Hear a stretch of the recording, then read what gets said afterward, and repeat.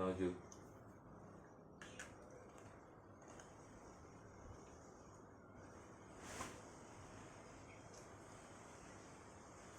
পেট ফোলাবি না, সোজা রাখ।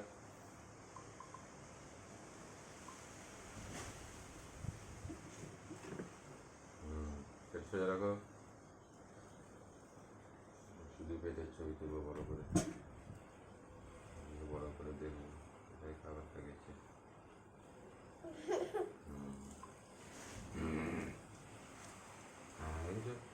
চামড়া ঠিক আছে, এখানে দেখো বড় করে দিচ্ছি। এই তো সব ভাত, এই সাদা সাদা ভাত, এই দাগুলো ডিম ভাজা, পুঁই শাক, এই একটা আলু দেখতে পেলাম, এই যে আলু